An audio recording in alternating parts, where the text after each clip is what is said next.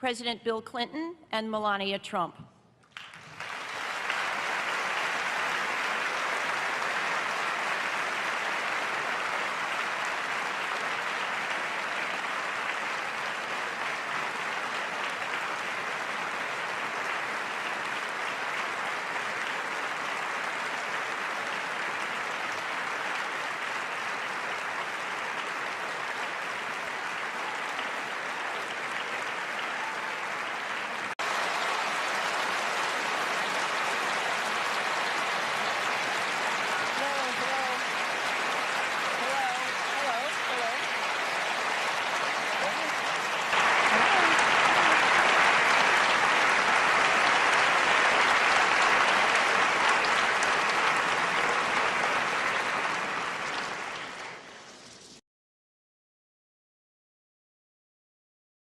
I think you understood what was said. This was locker room talk.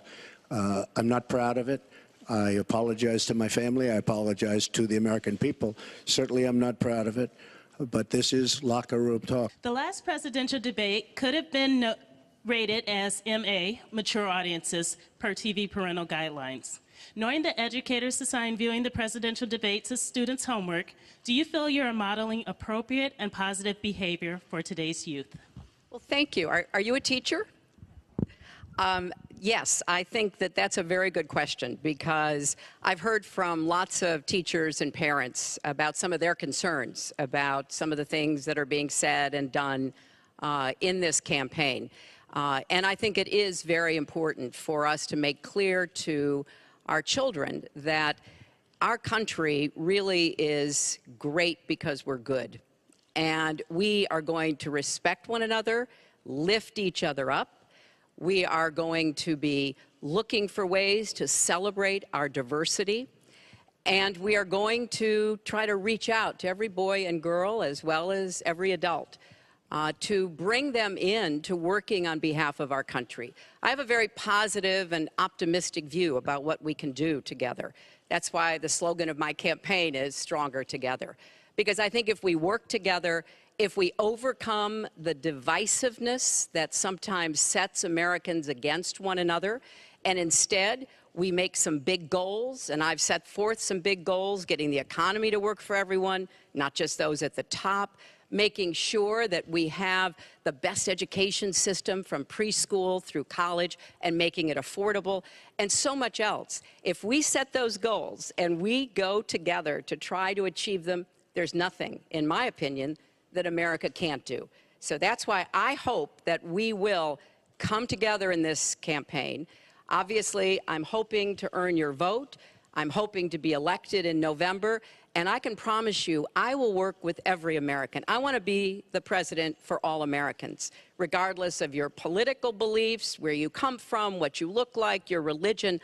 I want us to heal our country and bring it together, because that's, I think, the best way for us to get the future that our children and our grandchildren deserve. Secretary Clinton, your campaign, Sidney Blumenthal, he's another real winner that you have, and he's the one that got this started along with your campaign manager, and they were on television just 2 weeks ago. She was saying exactly that. So you really owe him an apology. You're the one that sent the pictures around your campaign, sent the pictures around with President Obama in a certain garb. That was long before I was ever involved. So you actually owe an apology. And number two, Michelle Obama. I've gotten to see the commercials that they did on you. And I've gotten to see some of the most vicious commercials I've ever seen of Michelle Obama talking about you, Hillary. So you talk about friend. Go back and take a look at those commercials. A race where you lost, fair and square, unlike the Bernie Sanders race where you won, but not fair and square, in my opinion. And all you have to do is take a look at WikiLeaks and just see what they said about Bernie Sanders and see what Deborah Wasserman Schultz had in mind, because Bernie Sanders, between superdelegates and Deborah Wasserman Schultz, he never had a chance. And I was so surprised to see him sign on with the devil. But when you talk about apology, I think the one that you should really be apologizing for, and the thing that you should be apologizing for, are the 33,000 emails that you deleted and that you acid washed. And then the 2 boxes of emails and other things last week that were taken from an office and are now missing. And I'll tell you what, I didn't think I'd say this, but I'm going to say it, and I hate to say it, but if I win, I am going to instruct my Attorney General to get a special prosecutor to look into your situation, because there has never been so many lies, so much deception. There has never been anything like it. And we're going to have a special prosecutor. When I speak, I go out and speak. The people of this country are furious. In my opinion, the people that have been long-term workers at the FBI are furious. There has never been anything like this, where emails and you get a subpoena. You get a subpoena, and after getting the subpoena, you delete 33,000 emails. And then you acid wash them, or bleach them, as you would say, a very expensive process. So we're going to get a special prosecutor, and we're going to look into it, because you know what? People have been, their lives have been destroyed for doing 1/5 of what you've done. And it's a disgrace. And honestly, you ought to be ashamed of yourself. Secretary Clinton, Get off this question. Okay, Donald, I know you're into big diversion tonight, anything to avoid talking about your campaign and the way it's exploding and the way Republicans are leaving you. But let's at least focus on some of the issues that people care about tonight. Let's get to their questions. We have a question here from... You know, it's amazing. I'm watching Hillary go over facts, and she's going after fact after fact, and she's lying again because she said what she did with the emails was fine. You think it was fine to delete 33,000 emails? I don't think so. She said the 33,000 emails had to do with her daughter's wedding, number one, and a yoga class. Well, maybe we'll give 3 or 4 or 5 or something. 33,000 emails deleted. And now she's saying there wasn't anything wrong. And more importantly, that was after getting a subpoena. That wasn't before. That was after. She got it from the United States Congress. And I'll be honest, I am so disappointed in congressmen, including Republicans, for allowing this to happen. Our Justice Department, where her husband goes onto the back of an airplane for 39 minutes, talks to the Attorney General days before a ruling is going to be made on her case.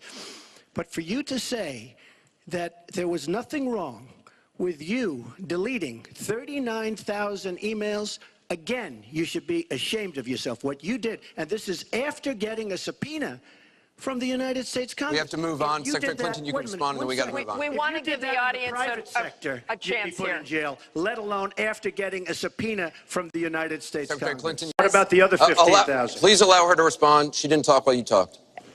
Yes, that's true. I didn't. Because you have I didn't nothing in to the say. first debate, and I'm going to try not to in this debate, because I'd like to get to the questions that the people have.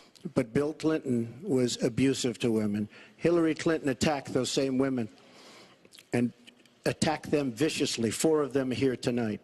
One of the women, who is a wonderful woman, at 12 years old, was raped at 12. Her client, she represented, got him off, and she's seen laughing on 2 separate occasions, laughing at the girl who was raped. Kathy Shelton, that young woman, is here with us tonight. So don't tell me about words. I apologize for those words. But it is things that people say. But what President Clinton did, he was impeached. He lost his license to practice law. He had to pay an $850,000 fine to one of the women, Paula Jones, who's also here tonight. And I will tell you that when Hillary brings up a point like that, and she talks about words that I said 11 years ago, I think it's disgraceful, and I think she should be ashamed of herself, if you want to know the truth. Everything he just said is absolutely false, but I'm not surprised. Really? In the first debate, And the audience needs to calm down here. I told people that it would be impossible to be fact-checking Donald all the time. I'd never get to talk about anything I want to do and how we're going to really make lives better for people. So once again, go to HillaryClinton.com. We have literally Trump. You can fact check him in real time. Last time at the first debate, we had millions of people fact checking. So I expect we'll have millions more fact checking because, you know, it's just awfully good that someone with the temperament of Donald Trump is not in charge of the law in our country. Yeah, because you'd be in jail. Donald Trump is different. I said starting back in June, that he was not fit to be president and commander-in-chief. And many Republicans and independents have said the same thing. What we all saw and heard on Friday was Donald talking about women, what he thinks about women, what he does to women, and he has said that the video doesn't represent who he is, but I think it's clear to anyone who heard it that it represents exactly who he is, because we've seen this throughout the campaign. We have seen him insult women. We've seen him rate women on their appearance, ranking them from 1 to 10. We've seen him embarrass women on TV and on Twitter. We saw him after the first debate spend nearly a week denigrating a former Miss Universe in the harshest, most personal terms.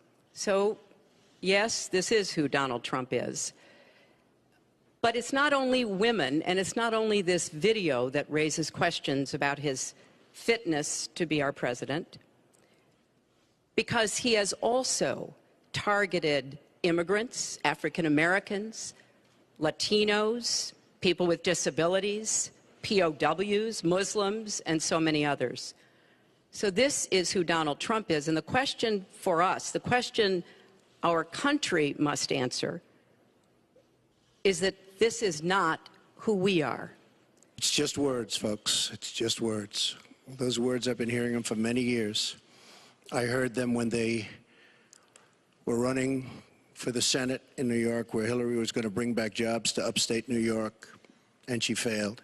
I've heard them where Hillary is constantly talking about the inner cities of our country, which are a disaster, education-wise, job-wise, safety-wise, in every way possible. I'm going to help the African Americans. I'm going to help the Latinos, Hispanics. I am going to help the inner cities. She's done a terrible job for the African Americans. She wants their vote, and she does nothing, and then she comes back 4 years later. We saw that firsthand when she was a United States Senator. She campaigned where the primary part of her campaign. I want to get to audience questions and online questions. So she's allowed to do that, but I'm not allowed to respond. You're going to get to respond right now. That sounds fair. There are 3.3 million Muslims in the United States, and I'm one of them. You've mentioned working with Muslim nations, but with Islamophobia on the rise, how will you help people like me deal with the consequences of being labeled as a threat to the country after the election is over? Mr. Trump, you're first. Well, you're right about Islamophobia, and that's a shame. But one thing we have to do is we have to make sure that, because there is a problem. I mean, whether we like it or not, and we can be very politically correct, but whether we like it or not, there is a problem. And we have to be sure that Muslims come in and report when they see something going on. When they see hatred going on, they have to report it. As an example, in San Bernardino, many people saw the bombs all over the apartment of the two people that killed 14 and wounded many, many people. Horribly wounded. They'll never be the same. Muslims have to report the problems when they see them. And, you know, there's always a reason for everything. If they don't do that, it's a very difficult situation for our country. Because you look at Orlando, and you look at San Bernardino, and you look at the World Trade Center, go outside, you look at Paris, look at that horrible, these are radical Islamic terrorists. And she won't even mention the word, and nor will President Obama. He won't use the term radical Islamic terrorism. Now, to solve a problem, you have to be able to state what the problem is, or at least say the name. She won't say the name, and President Obama won't say the name, but the name is there. It's radical Islamic